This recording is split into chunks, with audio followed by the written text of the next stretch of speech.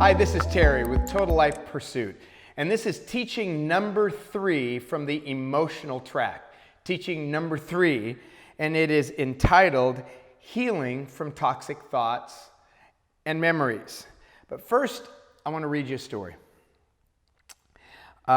This story is about a guy named Viktor Frankl. Viktor Frankl lived in Germany during the Holocaust. He was a Jew. He was a psychiatrist. And all of his family was taken eventually by the Nazis, and all of them died except for his sister. So his parents, his children, and his wife. He suffered unspeakable dignities himself and witnessed brutality beyond words. One day, naked and alone in a small room, Frankl began to become aware of what later he called the last of the human freedoms. The one freedom his Nazi captors could not take away. Frankl openly acknowledged that the Nazis could control his entire environment and do whatever they wanted with his body. They could not, however, destroy his inner identity. He saw himself as a self-aware human being who had an ability to be a somewhat objective observer in his situation. He still had the power within himself to determine how his outer circumstances and the Nazis' treatment of him were going to affect his inner self. He saw that there was a gap between what happened to him, the stimulus, and his reaction to the stimulus or the response, and that in that gap lay the freedom or power to choose a response. I can't imagine what it was like to be in the Nazi concentration camps. Unspeakable horrors. But Viktor Frankl found something. He found inside that he could choose, that he had power to overcome all of the outward things that were happening to him, I might just say, and not just happened in the past, but they continued to happen. And it was just an amazing story. That was just a brief part of it. It was an amazing story that I read about him. And I wanted to share that with you because I want you to know that you have power. You have the power to overcome whatever traumatic event, whatever was handed down to you, whatever was taught to you. You have the power to overcome it. It's the freedom that can't be taken away. So let's talk about healing toxic emotions and memories. So how do we get to heal them? How do we get those cells? Remember, we talked about the neuropeptides, the cellular communication network. How do you get those cells to heal? I read a lot of different articles in the past few weeks about this. There's energy healing. I'm not saying it's right. I'm just saying this is one of the articles that I was reading.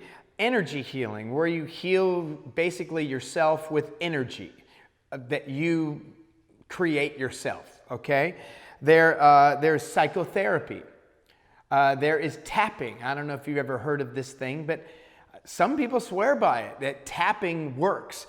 There's red light therapy. So there are things out there that people do that bring their body back into balance and they're able to release this toxic emotion. I don't know about all of those things. There are a few things that I do know, and I'm going to give them to you. Are you ready? Number 1, your heart and your brain need to be together. Your heart and your brain need to get together. Otherwise, you'll be double-minded. See, the heart has a brain, and the heart can work independent of the brain, and the brain independent of the heart. So they have to be together. Psychologists call it when they're not together, when you are double-minded, so to speak, you have cognitive dissonance. And that cognitive dissonance creates havoc in the chemistry of your body. It actually causes can cause rather, mood disorders like depression and bipolar. Yeah, when you don't agree with yourself, when your head and your heart don't agree, that's a problem. It's a big problem. So the number one thing you have to do to heal the toxic emotions in you, you have to, that's right, get your head and your heart together. Dr. Don Colbert in his book Deadly Emotions says this: in effect, heart and brain hold an intelligence dialogue. At times, the heart submits to the brain, and on other occasions, the brain seems to submit to the heart. The messages from the heart appear to be capable of affecting an individual's behavior. Isn't that crazy? The heart and the brain can really make a difference. So get them together. Get your brain and your heart together. All right, let me give you a few other things that I think that will be very, very helpful for healing. First of all, you have to admit the truth in full view. Not part of the truth, but the whole truth of what's going on or what went on or your emotion that you have. You can't just, suppress it and expect to get healing over it. I'm not saying that you have to take a baton and start, beating a pillow to express it. What I'm saying is you have to be truthful about it. You can't not be truthful, okay? What you can be is honest with yourself. Get downright honest, because when you're not honest with yourself, your heart and your brain, they're not in connection. They're not in unison. So you have to admit the truth in full view. You have to allow, let me tell you a story. I was sitting with a counselor, and I was having a problem with a certain thing, immaterial to the story, and he said to me, why do you give your dad a pass? And I said, I don't understand what you're saying. And he said, well, you told me that he was a workaholic. Yes. And your mom was an alcoholic. Yes. So he left you at home with an alcoholic. And I said, yes. He said, why have you given him a pass? I had never thought of that before. You see, there needed to be some truth. And here was the truth. My dad left me to my mom and all her drunken craziness. He did.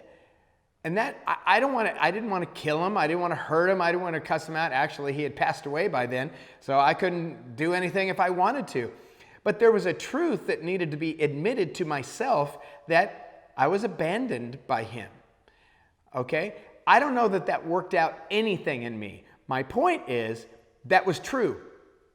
That was absolutely true, and I needed to face it. So whatever the truth is, face it. Number 2, you have to allow for the experience of that truth with all of its emotion in your life. In other words, you can't say, oh yeah, I was molested as a kid when I was young. Yeah. And that's the first time you've ever admitted that truth to yourself and not experience some traumatic emotion that comes up. You have to be able to experience that emotion. If you don't, you've suppressed the emotion. Are you with me? You can't get healing from something that you're suppressing. Again, that doesn't mean that you scream and shout and run down the street and shout to the lungs, I was molested by my uncle. Yeah, that's not the point. But inside, you have to experience the sadness, the grief, the traumatic event that you went through, or the anger that you had as a child, or whatever is the issue. Who knows? There's so many things that could be an issue with us. Just experience that. Don't worry about it. Experience it and admit it in full view. Number 3, discover the thought that was produced by that experience that was emotionally traumatic. In other words, we have all of these events that happen. Some very traumatic, some a little bit traumatic, and some not traumatic at all. They're just events in our lives, but they cause us to think certain ways. When someone says, hey, I think you're a terrible public speaker, I have 24 to 48 hours to reject it. If I don't reject it, it becomes a thought, an actual physical structure in my brain. Now that structure in my brain helps make all the decisions on public speaking. And what is in the brain that came from that event? Here's what's in the brain. I'm not a good public speaker. Is it any wonder that I don't want to public speak? Now, obviously, I chose something that I don't have a problem with. I love public speaking. Someone probably told me, hey, you're great at it. And I said, yes, I am. I don't know if that happened. But the reality is, people speak stuff over us all the time. And that could bring about a sore memory, rejection, addiction. What is it? What insecurity in you was brought about by what somebody said? Listen, it produced a thought. What was that thought? You have to discover that. You have to discover that thought. And obviously, the next step is replace that thought. You have to replace it and build the correct thought. So if I think I am not a good public speaker, I have to replace that thought with I can be a public speaker. Or I'm a good public speaker. Now, maybe I'm not a good public speaker. Why should I say to myself, you're a fantastic public speaker? I don't do that because that's la la land. If I'm not good at something, hey, Terry, yeah, you're a great chess player. No, I am not a great chess player. Well, that's a really negative thought. Actually, that's a real thought. How about this being replaced? I'm a bad chess player gets replaced by I can be a better chess player. Not I can be a tournament chess player next week. Do you get me? So there are thoughts like rejection thoughts. This is a major, major issue that we have in our culture, is that we were rejected time and time again. And so you think that you're going to get rejected by other people. And I would just like to say that thought needs to be replaced with I'm accepted. Now, I replace it with things like I'm accepted by God and He matters most, because that never changes. You see, so-and-so could accept me or reject me, depending on the day, depending on the wind, but God never, ever, ever forsakes me. So I find foundational thinking that is God's thinking is the safe thinking to replace the thought that is giving you problems. Next, accept God's forgiveness for any part you have played in something that's bothering you, an event from your past, the way you are, the quote unquote, this is just how I am. I don't like, name it. I don't like to read, so I don't read because that's just how I am. I've never liked to read. I'll never like to read or whatever. I think saying stuff like that, you need to say, God, please forgive me for confessing that negativism over my life. Maybe there was a breakup in a relationship. Maybe you have a part to play in it. I don't know what it is, but if you have a part that you played in it, forgive yourself. Allow God's forgiveness to come in and cleanse you from it. Cleansing is amazing. It's an amazing thing from God. Next, should be the obvious one, is forgive somebody else. Forgiving people is one of the most fantastic ways of getting healing and health. Once you hold that bitterness in, once you become the judge of that person, you're sick. You're sick inside, you're sick outside, you're just sick. And to let that go means that things can be freed from you. And that's what we're talking about. How do you get healing? How do you get restored? Forgive that person. You say, well, I can't forgive him. Then you can't get healing. It's plain and simple. You will not receive your healing until you forgive them. So just forgive them. Forgive them. Next, put all of it on paper. All that I just went through, those steps, put them on paper. Write it down. Journal it out. After you've done that, read it from top to bottom again and see what you would think. See if anything new comes to mind. See what you're thinking about as you're writing or as you're reading it again. It really is enlightening to read your own journal.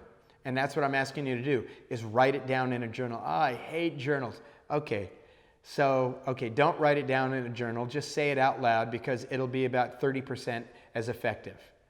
Do you want the healing or do you not want the healing? Writing it out is very, very helpful. Okay? I have no research for it. I'm just telling you, it's helpful. Next, meditation. Meditation. We all need a mental takeover. You are the conductor of your own thoughts. So let's take over. So calm yourself before God. Sit down. Get all of the stuff out of your head. You say, how do you do that? One of the ways that I do that is I write it all down.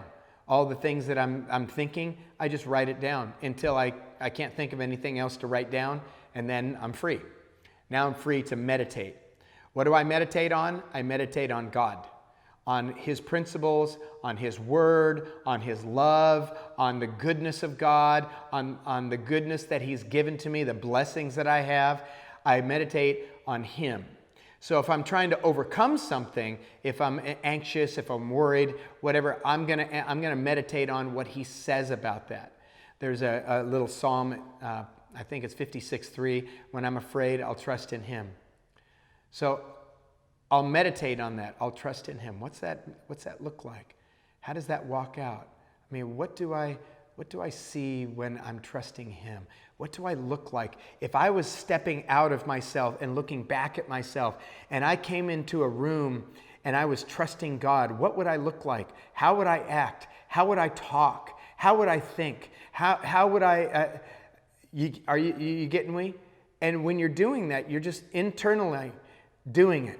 You're meditating on it. You're chewing on that fact that I'm going to trust in God. When I'm afraid, I'm going to trust in God. Why? Because He's worthy of it. Because He's going to lead me to a victory, however that looks. Do we believe that or do we not believe that? I just think, for me, I don't need to concentrate on my navel when I meditate. I need to concentrate on God when I meditate. This is life. Think deeply. Play it over and over in your heart and your mind. Then I got one more thing. How about some spiritual healing? Sometimes I wonder what happened to this, and I know in some circles it's still happening a lot. But how about getting healing prayer over that certain situation, over that certain emotion, over that certain memory? How about telling somebody about it, or a small group about it, of mature believers, and having them pray over you for a while? I'm not talking about at the end of a service, joining hands, pray for your neighbor. I'm talking about sitting down and praying for 20, 30, 40, an hour, 2. Well, 2 hours worth of prayer. I mean, what are we going to pray about? You ask God. You get together with God. You get together with some people, and you seek God about that thing. And they pray over you and get a release for you, because that's the gospel. Okay, listen to this. Isaiah chapter 61, verse 1.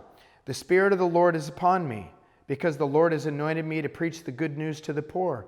He sent me to bind up the brokenhearted and to, listen, proclaim freedom for the captives and release from darkness for the prisoners.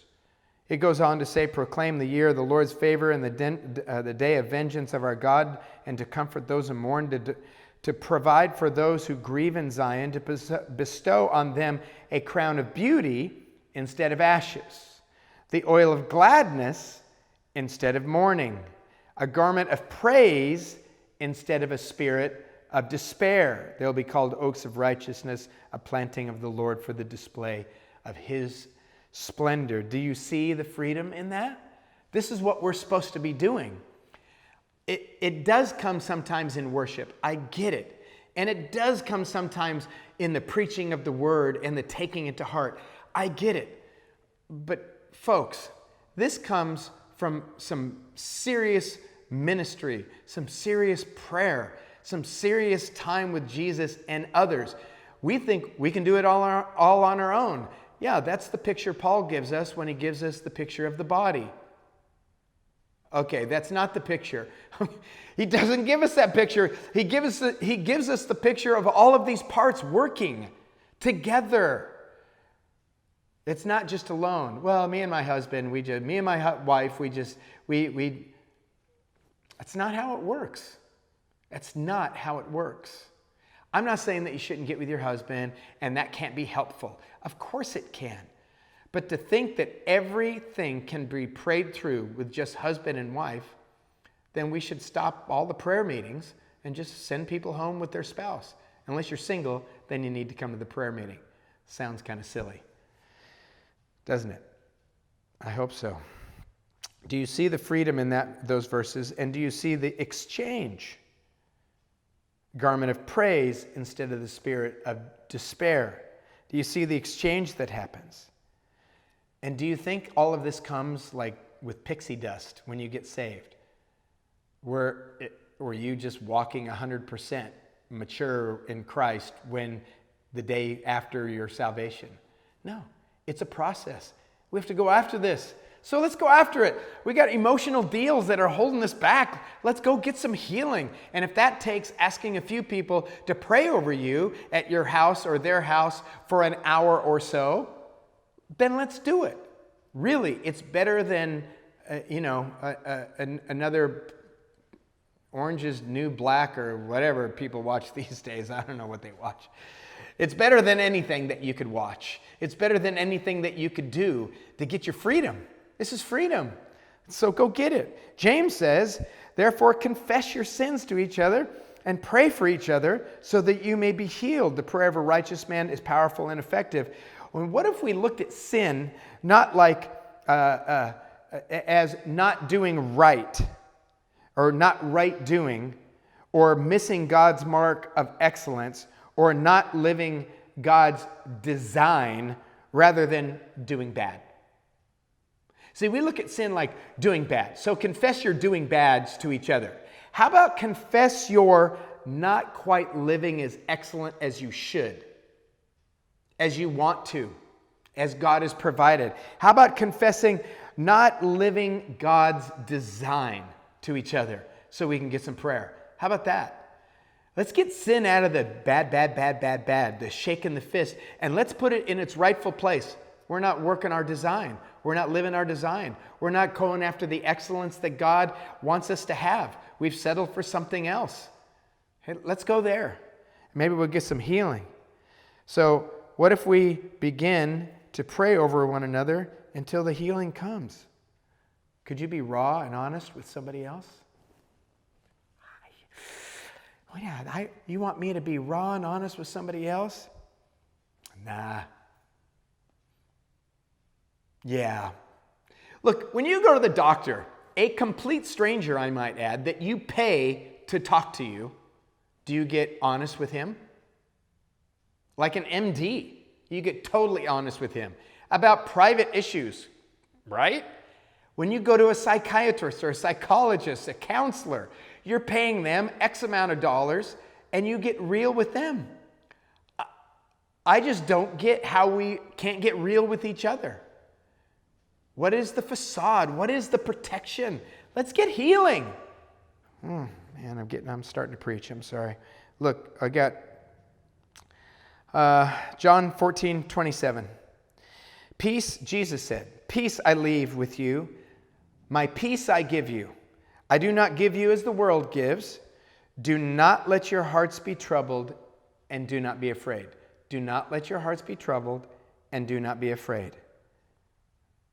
I permit my peace to continue with you. That's what it says, the peace of Jesus. He's giving it to us. Not the world's peace, in other words, absence of problems, but real peace, right in the midst of problems. So it says, don't let your hearts be shaken or stirred up by circumstances. Hearts have a brain. We talked about that. A nervous system that communicates with every cell in your body. And Jesus says, don't let your hearts be troubled. Interesting, isn't it? He wants us to be in peace. He wants us to have the heart dictating courage in our life. See? He wants us to have that courage. How come? Because he gave us something. So let's be courageous in it. Let's be courageous in going after our healing. And lastly, make a few memories. Make some good memories. How about that? How about you got old memories that are not so good? How about make some new memories? How about think of gratefulness, or things that you're grateful for or thankful for? How about if you started every single day with being thankful for 3 things or 5 things? How about that? What would happen to your body? What would happen to your mind? What would happen to your day? What would happen to your relationship? What would happen if you walked into your house after a hard day's work, whether you're a man or a woman, and you told your spouse 3 things that you really liked about him? You say, well, man, I'd run out of things at the end of the week. Maybe, but maybe not. But you know what? Keep telling me. Man, I love your gray hair. You know, just keep telling me. You can tell me that all the time. No problem. I love it. You know, it wouldn't mean that much to me. But if you said, you know what? I appreciate you working so hard. And I heard that one repeated every week, 52 times a year. You know what I'd be thinking? I'm appreciated. Make some new memories. How about that? Give some gratitude. Overwhelm your system with good stuff. If you've got the bad stuff, bad emotions, how about some good stuff and good emotions? Your neuropeptides will communicate with everything. This is real. This is real stuff. Is it scientific? It actually is. Is it biblical? Out of the Message translation. Don't fret and worry. Instead of worry, pray. Let petitions and praises shape your worries into prayers. Let God know your concerns. Before you know it, a sense of God's wholeness, everything coming together for good, will come and settle down in you. I'm adding in your cells. It's wonderful what happens when Christ displaces worry at the center of your life. Verse 8, summing it all up, friends, I'd say to you, I'd say you'll do best by filling your minds and meditating on things true and noble, reputable, authentic, compelling, gracious, the best, not the worst, the beautiful, not the ugly, things to praise, not things to curse. I believe and I declare that we can replace those memories. We can replace and we can get ourselves communicating to each other if we will do what the Bible has to say and think on those great things. I hope you've been blessed by this teaching. I hope you get some freedom from it.